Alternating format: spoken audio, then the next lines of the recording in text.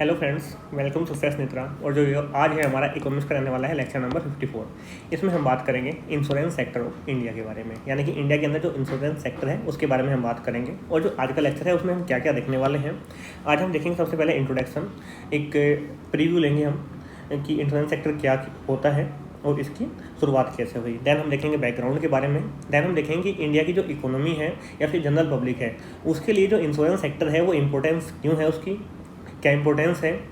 क्या इसकी आवश्यकता है। देन हम देखेंगे इसकी जो ग्लोबलाइजेशन है यानी कि जो वैश्वीकरण है उस पर जो आपके इंश्योरेंस सेक्टर है उसका क्या प्रभाव पड़ा है। देन हम देखेंगे कि इंडिया के अंदर जो इंश्योरेंस सेक्टर है उसको लेकर चैलेंजेस क्या क्या हैं। इसके बाद में हम देखेंगे कि जो आपका इंश्योरेंस सेक्टर है उसको सपोर्ट करने के लिए जो गवर्नमेंट ऑफ इंडिया है उसके इनिशिएटिव क्या क्या हैं, और इसके बारे में बाद में हम देखेंगे आगे की राय रहा। ये जो लेक्चर है आपका होगा आपका वन डे एग्जाम की बात करें आप,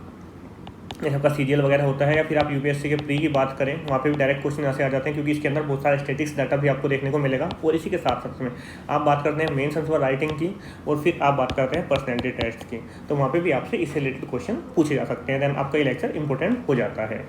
तो अगर आप हमें फॉलो करना चाहते हैं यूट्यूब, इंस्टाग्राम, ट्विटर या टेलीग्राम पर, हर जगह हमारा सेम हैंडल है @सक्सेस नेत्रा। और अगर आपकी कोई क्वेरी है, सजेशन है हमारे लेक्चर के रिगार्डिंग, देन आप हमें मेल भी कर सकते हैं successnetra@gmail.com पर। और हमारा जो टेलीग्राम चैनल है और आपका जो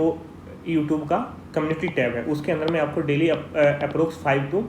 क्वेश्चन के आसपास मिलते हैं आपको स्टैटिक्स जीके की। तो वहाँ से आप जो आपकी है अपनी प्रिपरेशन की प्रैक्टिस भी कर सकते हैं, एनालाइज कर सकते हैं कि आपकी प्रिपरेशन कैसी चल रही है। तो देन आप इसको अटैम्प्ट करने के लिए हमारे टेलीग्राम चैनल ज्वाइन कर सकते हैं, फिर हमारे चैनल को आप सब्सक्राइब कर सकते हैं। डेली अप्रोक्स 5 क्वेश्चन के आसपास आपको वहाँ पे जाएंगे, और अब तक मैं अप्रोक्स 200 क्वेश्चन के आसपास यहाँ पे अपलोड कर चुका हूँ।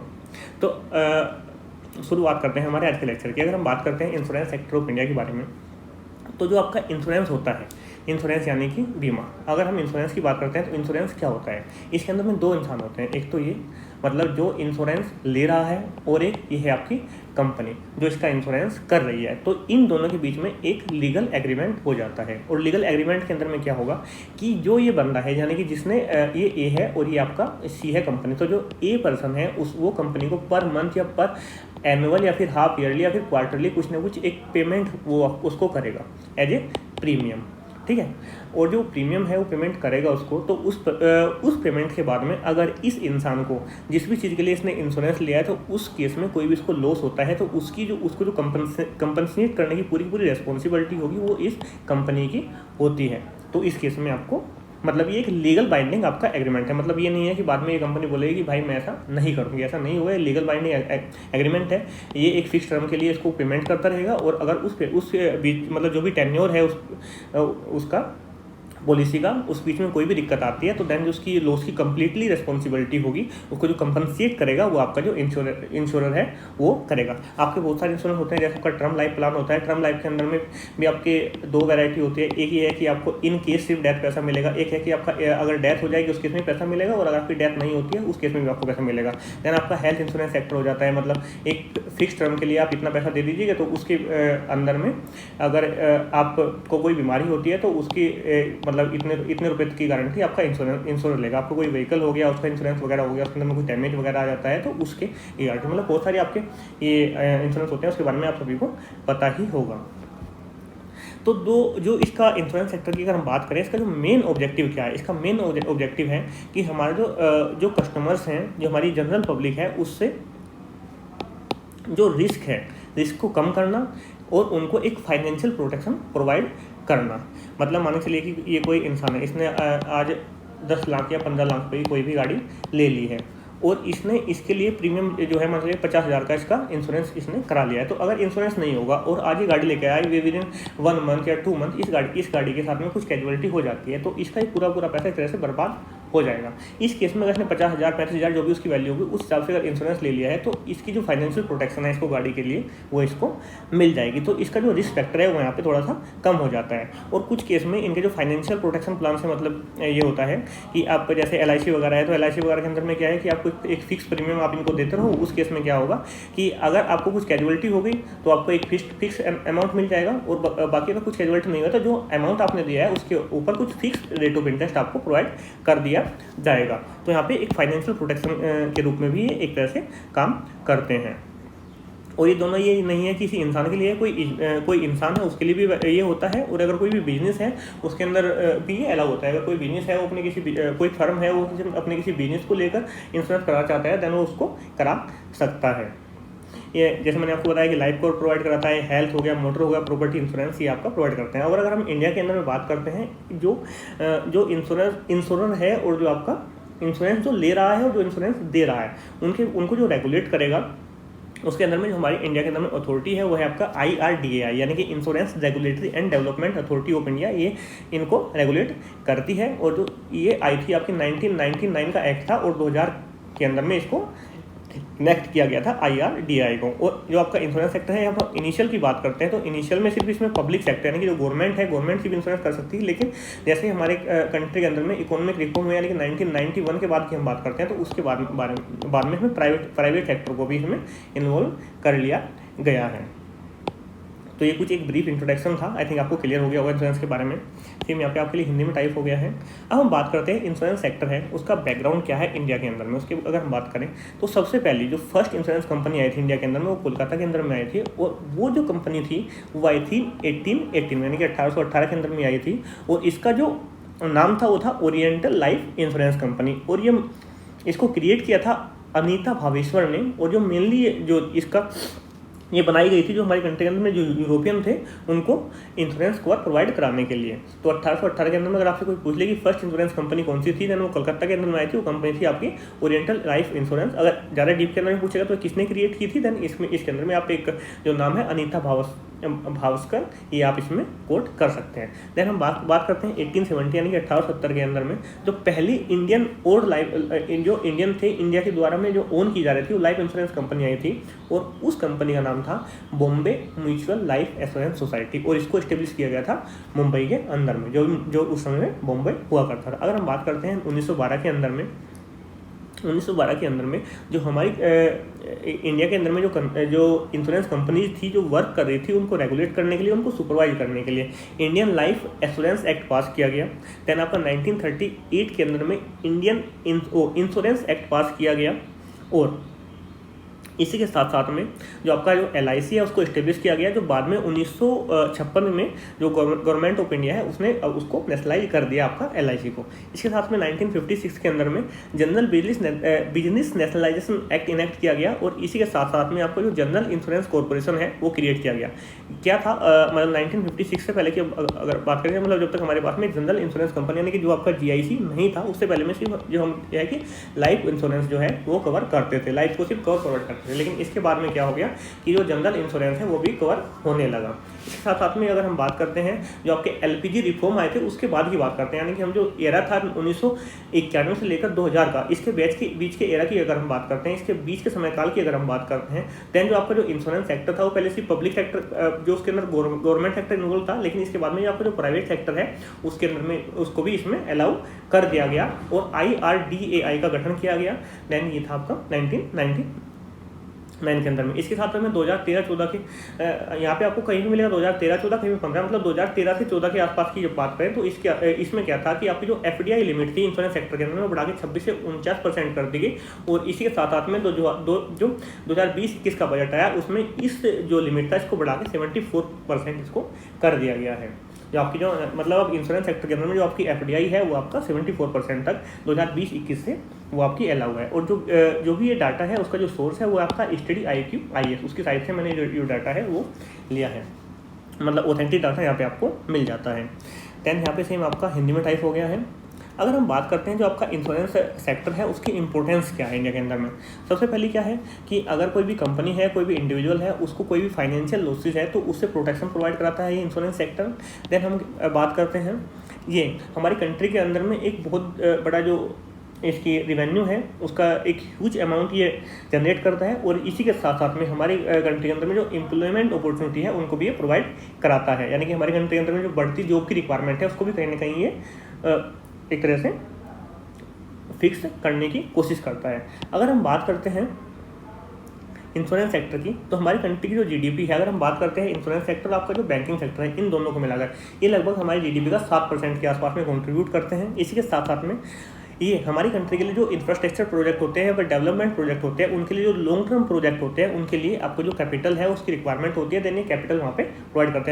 हैं। मतलब ये जो इंफ्रास्ट्रक्चर के या डेवलपमेंट के प्रोजेक्ट होते हैं, वहाँ पे ये आपकी इन्वेस्टमेंट करते हैं जो आपकी जो इंश्योरेंस कंपनी है ये। इसके साथ साथ में हमारी कंट्री के अंदर जो फाइनेंशियल स्टेबिलिटी है और जो लोगों के अंदर में एक डर रहता है, एक एंग्जाइटी रहती है कि अगर लॉस हो गया तो देन क्या होगा, तो उससे हमारी कंट्री को निकलने में भी हेल्प करता है और हमारी कंट्री को एक जो फाइनेंशियल स्टेबिलिटी है वो ये प्रोवाइड कराता है। सेम यहाँ पे आपके लिए हिंदी में टाइप हो गया है। अब हम बात करते हैं, अगर हम बात करते हैं impact of globalisation on insurance sector, यानी कि जो ग्लोबलाइजेशन है उसका इम्पैक्ट इंश्योरेंस सेक्टर पे क्या पड़ा है। तो देन यहाँ पे एक बात आ जाती है कमेटी की, वो है आपकी RM मल्होत्रा कमेटी। ये कमेटी RBI के द्वारा 1993 के अंदर में सेटअप की गई थी और इससे पूछा गया था कि जो इंश्योरेंस सेक्टर है उसको डेवलप करने के लिए उसके अंदर क्या क्या रिफॉर्म की नीड हमको है। तो ये जो RM मल्होत्रा कमेटी थी ये आपकी सेटअप की गई थी जो, और जो ये कमेटी थी उसकी जो रिकमेंडेशन थी कि अब हमारी जो प्राइवेट कंपनीज है उनको अलाउ करना चाहिए और इसी के साथ साथ में हमारे जो फॉरेन इन्वेस्टमेंट है उसको भी इसमें मतलब फॉरेन इन्वेस्टमेंट के लिए भी ये जो ये सेक्टर है ये इसको ओपन कर देना चाहिए। अगर हम बात करते हैं इंडिया के अंदर में जो आपका इंश्योरेंस सेक्टर है उसका जो हिस्सा है वो लगभग 4% के आसपास ही, मतलब जो कवरेज है आपको इंश्योरेंस कवरेज मिलते हैं, वहीं जो ग्लोबल एवरेज है वो आपको लगभग 7% के आसपास में देखने को मिलता है। अगर इसमें फॉरेन डायरेक्ट इन्वेस्टमेंट इस फील्ड के अंदर में आती है, देन हमारी जो कंट्री के जो लोग हैं, जो कस्टमर्स हैं, उनको ये बेटर प्रोडक्ट प्रोवाइड करेगा और जो कंपनी है उनके बीच में भी एक बेटर कंपटीशन हमको देखने को मिलेगा, जिससे हम एक रीजनेबल प्राइस पर जो इंश्योरेंस प्रोडक्ट है वो हमारी जो जनता है या फिर हमारी जो फर्म्स है, जो बिजनेस है, उनको प्रोवाइड हो पाएंगे। देन ये है कि हमारे जो कस्टमर्स हैं उनको वैरायटी ऑफ प्रोडक्ट देखने को मिलेंगे। अगर कंपटीशन अधिक होगा जो उनको जो इंश्योरेंस है उनको लेने पे इंकरेज आपका करेगा। मतलब ये है कि अगर मतलब मोनोपोली नहीं होगी एक तरह से, अगर हम यहाँ पे जो फॉरेन कंपनी है उनको बीच में अलाउ करते हैं तो किसी भी कंपनी मोनोपोली नहीं होगी और जो प्रोडक्ट के हैं वो अनरीजनेबल प्राइस वो वहाँ पे फिक्स नहीं कर सकता है। सेम यहाँ पे आपके लिए हिंदी में टाइप हो गया है। अब हम बात करते हैं चैलेंजेस, जो आपका जो इंश्योरेंस सेक्टर है उसको लेकर चैलेंजेस क्या क्या है। एक क्या है कि जो हमारी कंट्री के अंदर में पब्लिक सेक्टर इंश्योरेंस कंपनी है, जैसे आपका LIC वगैरह हो गया, आपका GIC वगैरह हो गया, जो पब्लिक सेक्टर इंश्योरेंस कंपनी है, यानी कि जो गवर्नमेंट ओन कंपनीज हैं उनकी जो फाइनेंशियल कंडीशन है वो उतनी अच्छी नहीं है। तो यहाँ पे जो कहीं ना कहीं एक मेजर शेयर आज के समय में आपको, हालांकि जो LIC है, LIC लार्जेस्ट है अभी के टाइम पे, लेकिन यहाँ पे जो प्राइवेट सेक्टर है उसका भी एक अच्छा खासा यहाँ पे आपको शेयर देखने को मिलता है। तो यानी कि जो हमारी कंट्री के अंदर पब्लिक सेक्टर है उनकी जो इंश्योरेंस के अंदर में पब्लिक सेक्टर है उनकी जो फाइनेंशियल कंडीशन है उतनी अच्छी स्थिति नहीं है। यानी ये क्या है कि हमारे यहाँ पे जो इंश्योरेंस प्रोडक्ट है उनके अंदर इन्वेस्टमेंट की कमी हमको देखने को मिलती है और जो पब्लिक है, जो जनरल पब्लिक है, उनको जो पॉलिसी है उनसे रिलेटेड जो लॉ है उनके बारे में भी अवेयरनेस की कमी यहाँ पे देखने को मिलती है। उससे कई बार क्या होता है कि जो क्लेम्स वगैरह है वो प्रॉपर रूप में उनको नहीं मिल पाते हैं क्योंकि लैक ऑफ अवेयरनेस, लो नहीं होगा ये लैक ऑफ अवेयरनेस। देन ये क्या है कि आपका जो कहीं ना कहीं अगर हम कंपेयर करते हैं तो आज के समय में हमारे यहाँ पे जो प्रोडक्ट है, जो इंश्योरेंस प्रोडक्ट है, उनके प्राइस एज कंपेरेटिवली हाई देखने को मिलता है। इसके साथ साथ में ओवर क्राउडिंग इन सम सेक्टर, यानी मतलब ये है कि कुछ तो फील्ड ऐसे हैं जहाँ पे आपको जो इंश्योरेंस प्रोवाइड कराने वाले जो सेक्टर है वो बहुत कम कंपनी मिलेगी। इसके साथ साथ में कुछ प्रोडक्ट ऐसे हैं जो मेजोरिटी में अवेलेबल है। जैसे अगर हम बात करते हैं टर्म लाइफ की, तो आज के समय में मैक्सिमम हर एक कंपनी जो आपका टर्म लाइफ इंश्योरेंस प्रोवाइड कर सकते हैं। तो यहाँ पे आप जो है ओवर क्राउडिंग एक तरह से हो गई है। वहीं अगर हम बात करते हैं एग्रीकल्चर, तो उस पर आपको कम देखने को मिलेगा। तो देन ये है कि एक प्रॉपर डिस्ट्रीब्यूशन नहीं है, एक प्रॉपर वे में चीज़ें नहीं चल पा रही हैं। कहीं पे बहुत ज़्यादा कंपनी, मतलब एक प्रोडक्ट को लेके बहुत सारी कंपनी आ गई हैं और जहाँ पे जो नीड है जिस प्रोडक्ट की उसको लेके मतलब उतनी ज़्यादा कंपनी वहाँ पे अवेलेबल नहीं है, जिससे कहीं ना कहीं उनके जो प्रोडक्ट के प्राइस है वो हाई हो जाते हैं और जो कस्टमर को प्रॉपर बेनिफिट उसका नहीं मिल पाता है। और जो हमारी जो रूरल एरिया है उसके अंदर में आज भी कहीं ना कहीं आपको देखने को मिलेगा जो पब्लिक सेक्टर है वो डोमिनेट करता है और वहाँ पर जो प्राइवेट इंश्योरर हैं, जो प्राइवेट कंपनीज है, तो उनका उतनी रीच वहाँ पर नहीं है। तो ये कुछ चैलेंजेस हैं। अगर हम बात करते हैं इसके बाद में जो गवर्नमेंट ऑफ इंडिया है उसके इनिशिएटिव क्या है कि आपका जो इंश्योरेंस सेक्टर है उसको बूस्टअप किया जाए, उसको सपोर्ट किया जाए। तो उसके लिए जो इनिशिएटिव है गवर्नमेंट इंडिया की उसकी हम बात करते हैं। तो सबसे पहले है कि आपका जो LIC है, लाइफ इंश्योरेंस कॉर्पोरेशन, उसका 1956 के अंदर में उसका नेशनलाइजेशन किया गया। और जो आपका LIC है ये आपका जो, जैसे मैंने आपको पहले ही बताया कि सिर्फ लाइफ इंश्योरेंस प्रोडक्ट आपका जो प्रोवाइड करता था। इसके साथ साथ में GIC, जनरल इंश्योरेंस कंपनी, इसका फॉर्मेशन किया गया 1972 के अंदर में। और लाइफ इंश्योरेंस से अलग आपके जो जनरल इंश्योरेंस के सेगमेंट के प्रोडक्ट थे वो भी आपका यहाँ पे अलाउ कर दिए गए। और इसी साथ साथ में जो GIC है उसको 2000 के अंदर में री इंश्योरर भी आपका के लिए भी उसको अलाउ कर दिया कि आप किसी भी मतलब जैसे कोई गाड़ी है, ठीक है, जैसे कोई गाड़ी है तो जब हम उसको नई को लेते हैं तो उसमें क्या है कि उसमें इंश्योरेंस आपका हो जाता है, लेकिन उसके एक जब वो इंश्योरेंस खत्म हो जाएगा तो उसके री इंश्योरेंस की रिक्वायरमेंट पड़ती है। तो उसके लिए भी आपको जो GIC है उसको अलाउ कर दिया गया 2000 के अंदर में कि आप री इंश्योरेंस भी किसी भी उसका प्रोडक्ट का या किसी भी उसका चीज़ का कर सकते हैं। तो इसके लिए जो कंपनी बनी थी उसको बोलते हैं GIC-RE, इसका नाम था। इसके साथ साथ में जो आपका जो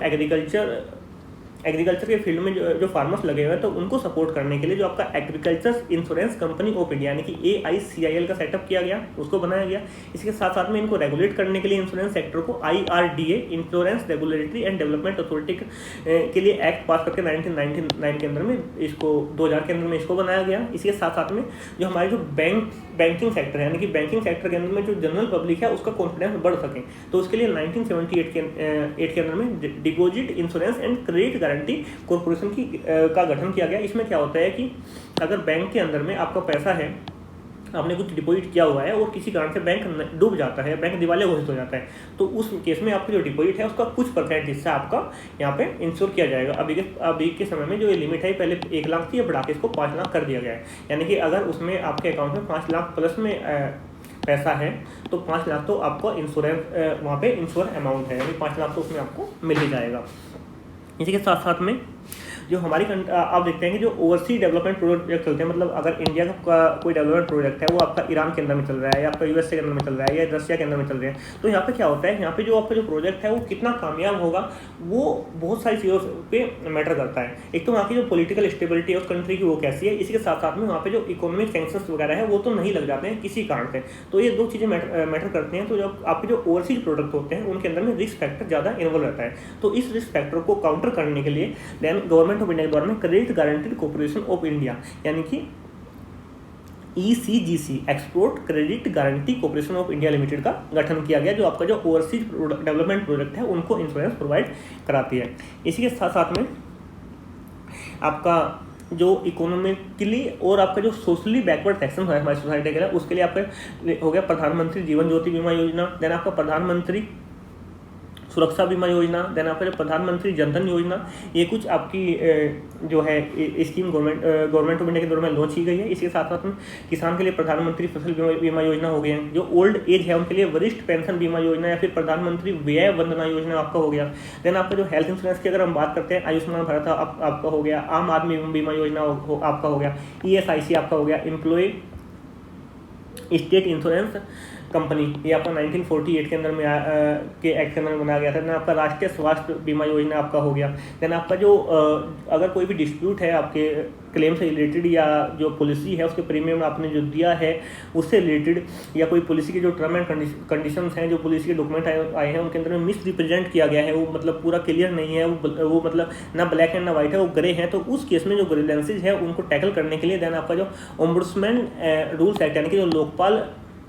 एक्ट आया था आपका 2017 के अंदर में, देन उसके अंदर में जो लोकपाल है उसका अपॉइंटमेंट यहाँ पे किया जाएगा। तो ये कुछ गवर्नमेंट ऑफ इंडिया की इनिशिएटिव है आपका इंश्योरेंस सेक्टर को लेके। सेम यहाँ पे आपके लिए हिंदी में टाइप हो गया है। अगर हम बात करते हैं वे फॉरवर्ड की, तो वे फॉरवर्ड के अंदर में क्या है कि हमारे को सबसे पहले है कि हमारी कंट्री के जो जनरल पब्लिक है, जो आम लोग हैं, उनको हमको फाइनेंशियल लिटरेट करना होगा, उनके अंदर में जो आपकी जो वित्तीय साक्षरता हमको बढ़ानी होगी। देन ये है कि हमारी जो पॉलिसी है उनसे उनकी जो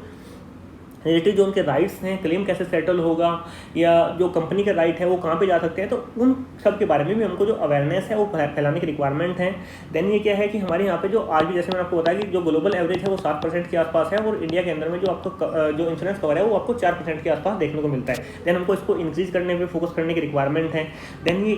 क्या है कि आज भी आपको देखेंगे कि रूरल एरिया में आपका जो रिमोट लोकेशन है वहाँ पे जो इंश्योरेंस कंपनी है वो भी डिजिटली नहीं जा पाई है, तो हमको जो डिजिटल मोड है उसको और अधिक पेस के साथ में आपको एडॉप्ट करने की रिक्वायरमेंट है। चाहे वो पॉलिसी को परचेज करने की बात हो, चाहे वो जो क्लेम वगैरह है उनको सेटल करने की बात हो, या फिर उसको कोई असिस्टेंट चाहिए ड्यूरिंग पॉलिसी टर्म, तो उसमें किसी कस्टमर सर्विस वगैरह से बात करने की रिक्वायरमेंट हो। देन यहाँ पे भी हमको जो डिजिटल मोड है उसको एडॉप्ट करना होगा और अधिक पेस के साथ में। हालांकि इसको हम अच्छे लेवल पर एडॉप्ट कर रहे हैं, लेकिन इसमें जो रिमोट लोकेशन है वहाँ पर भी हमको उसको पहुँचाने की रिक्वायरमेंट है। और आपके जो इंश्योरेंस कंपनी है उनके जो प्रोडक्ट्स हैं, उनके जो प्राइस हैं, उनको भी एक रेगुलर इंटरवल पे उनको मॉनिटर करने की रिक्वायरमेंट है प्रॉपर, कि वो जो एक एक प्रॉपर लिमिट होती है कि मतलब एक्स्ट्रा हाई तो नहीं जा रहे हैं, मतलब एक रीजनेबल प्राइस पे जो आपका इंश्योरेंस प्रोडक्ट है वो आपको प्रोवाइड हो रहे हैं कस्टमर को, नहीं उनको भी मॉनिटर करने की रिक्वायरमेंट है। देन आपका जो है जो रूरल एरिया है, जैसे ग्रामीण इलाकों में मैंने आपको बताया कि यहाँ पे आपको जो गवर्नमेंट कंपनी है, जैसे आपका पॉलिसी LIC वगैरह हो गया, तो उनकी मोनोपोली है, तो उसको मोनोपोली को तोड़ते हुए कहीं ना कहीं जो प्राइवेट प्लेयर है उनकी भी रीच से हमको रूरल एरिया तक पहुँचाने की रिक्वायरमेंट है, जिससे कि जो रूरल एरिया के अंदर में जो लोग रहते हैं उनके पास में एक